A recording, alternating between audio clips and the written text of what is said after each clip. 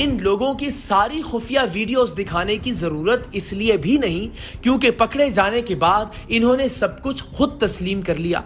वो भी तस्लीम किया जिसकी खुफिया रिकॉर्डिंग हमारे पास थी और वो भी जो हम रिकॉर्ड नहीं कर सके।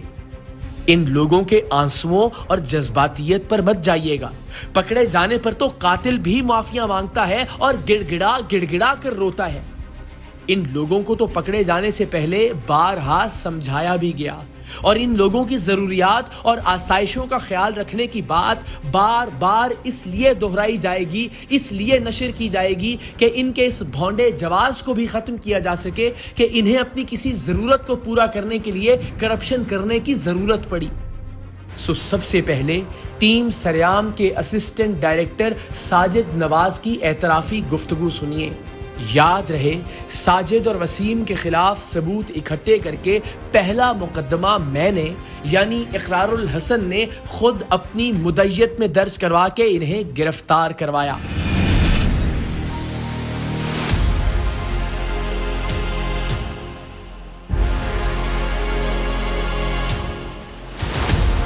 कितने शोज में पैसे लिए आपने? और मैं गिनवाना शुरू कर दूंगा एक एक करके, आप बताइएगा। एक तो बेसिक जो था, हमने पहले तो ये बताएं कि धंधा शुरू कब से किया, क्या हुआ था, ऐसा क्या हुआ था, ज़हन में क्या चीज़ थी, क्या आपने समझाया, क्या जवाब दिया? पैसों की कमी वो नहीं होती थी, पूरी नहीं होती थी। पैदा करने वाली जात की कसम है, इन लोगों की बच्चियों की शादी, स्कूल फीस के अखराजात, घूमने फिरने के लिए रकम और घरों के किराए अपनी जेब से अदा करने का जिक्र मैं अपनी बड़ाई बयान करने के लिए नहीं कर रहा। आप सबको ये बताना मकसूद है कि मैं और ARY हर जरूरत में फाइनेंशियली और मोरली इन लोगों के साथ हमेशा खड़े थे, लेकिन फिर भी इन लोगों ने बदतरीन करप्शन की। ये अपनी जरूरियात को जवाज बनाकर हमें और खुद को धोखा दे रहे हैं। अब मेरी बात सुने, क्या कभी ऐसा हुआ कि आपने मुझे किसी चीज़ के लिए कहा? नहीं, और मैं खड़ा नहीं हूँ आपके साथ? आपने मेरी बेटी की शादी के लिए भी किया। आप लोगों के ट्रिप का वाहन, किसी के हॉस्पिटलाइजेशन का कोई मसला, आप अपने हाथों से हर महीने कितने पैसे देते थे लोगों को जो मैं आपको ट्रांसफ़र करता था? तकरीबन 2-2.5 लाख रुपए। एक तो वो एवरेज हर महीने जाता था ना, ऑपरेशन, किसी की शादी या जहेज़ का सामान आपका पूरा रिकॉर्ड है ना, मुझे तस्वीरें भेजते थे, वाफ़ी जहेज़ ले लिया, आपके पैसे दिए थे। आप जिस दिन पकड़े गए हैं उस दिन कितने पैसे मैंने जो आपको दिए और आपने लोगों में तकसीम किए? वो आपने एक 50,000 रुपये दिए थे एक के, और एक के 20 एक दिन में 70,000 रुपये आपने दिए लोगों को। एक की शादी थी, एक के घर के किराए का मामला था। तो आप खुद भी जब मुझे कहते थे तो मैं खड़ा नहीं होता आप लोगों के साथ। पैसे की कब मैंने आपको प्रॉब्लम आने दी, किसी तकलीफ? लेकिन वो आपसे किसी इलाज में, किसी शादी में आपने कभी कोई कमी नहीं छोड़ी, बस वो आपसे मांगने में बस वो होता था कि नहीं। साजिद का ये कहना कि आप हमारा ख्याल तो रखते थे लेकिन हमें आपसे खुद मांगते हुए अच्छा नहीं लगता था, ये बात एक मजाक है। मतलब आप जिस्म फरोशी वाले गेस्ट हाउसेस से पैसे मांग सकते हैं, सरेआम के नाम पर हर ऐरे गैरे से पैसे ले सकते हैं, मुझसे अपनी जरूरत के लिए कहते हुए आपको शर्म आती थी?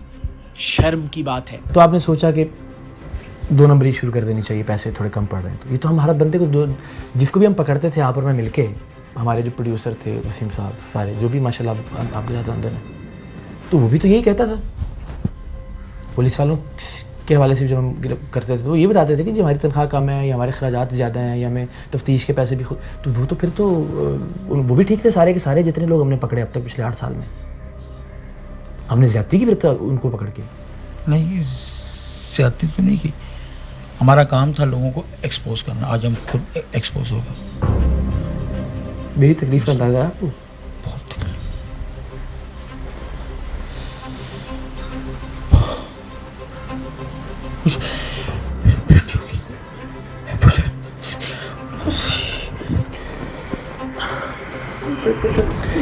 रहूँगा, साथ खड़ा रहूँगा उनके, क्या करूँगा? आपका क्या करूँ मैं? सोचना था, मैंने कितनी बार समझाया था। बहुत बड़ी मिस्टेक। कितनी बार समझाया? बहुत बड़ी मिस्टेक। क्या लगता था पकड़े नहीं जाएंगे यार? क्यों नहीं पकड़े? जब कौन लोग थे आप? चोरी नहीं छुपती करा भाई, चोरी नहीं छुपती, चोरी नहीं छुपती। आपने बहुत कोऑपरेट किया। हम इस सिचुएशन पे आके खड़े हुए हमने यही साथी है मेरे वसीम, हम यही बोल रहे थे कि नहीं यार हमने बहुत गलत किया। हम तो मैं आपको ना जब मैं घर पे बुलाता था, मैं आपको मीटिंग करता था, अच्छा मैं पूरी आपको कहता ना यार आज से बस आप लोग ठीक हो जाए, बस नए सिरे से करेंगे काम, बस कल से ठीक है, बड़े जज्बे के साथ उठते थे हम। फिर मैं अगले दिन फ़ोन करता था तो मैं कहता था यार ठीक हुए कुछ, इन्होंने कोई अपनी बातें की बस मेरे सही से अब काम करना है। हालांकि मुझे कहते थे नहीं अभी तो ये पैसे पकड़ के फलाने जगह से आ रहे हैं। मैं रात को ये बैठ के सोच रहा था यार ये हुआ बहुत गलत हुआ, शायद अल्लाह ताला कोई ऐसा चांस है पैर पकड़ के भी माफ़ी मांगनी पड़े, मांग लूँगा, लेकिन काम ईमानदारी से करूँगा, ये मैंने सोचा। कौन मौका देगा आपको? कोई नहीं देगा, लेकिन सोचा था, खौफ आया। अल्लाह से नौकरी कहाँ मिलेगी आपको? आप जैसा इंसान नहीं मिलेगा। बस मुझे तो नंगा कर दिया आपने सब लोगों के सामने।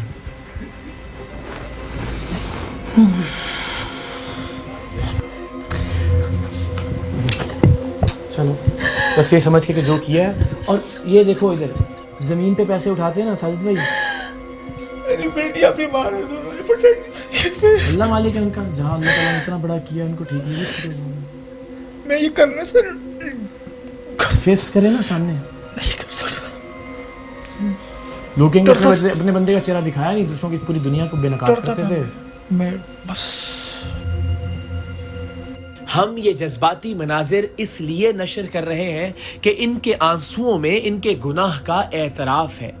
हम इनके लिए ना तो खुद कोई हमदर्दी रखते हैं, ना ये चाहते हैं कि आप इनके लिए कोई नरम गोशा रखें।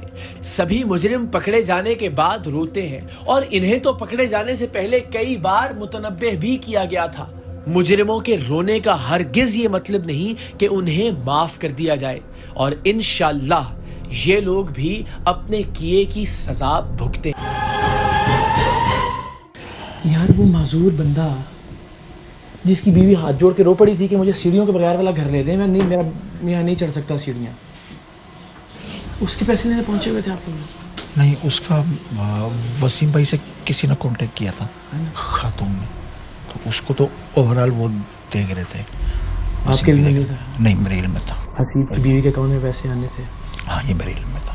हसीब प्रॉपर्टी एजेंट बना हुआ था? हाँ बिल्कुल मेरे इल्म में। सारी रिकॉर्डिंग है।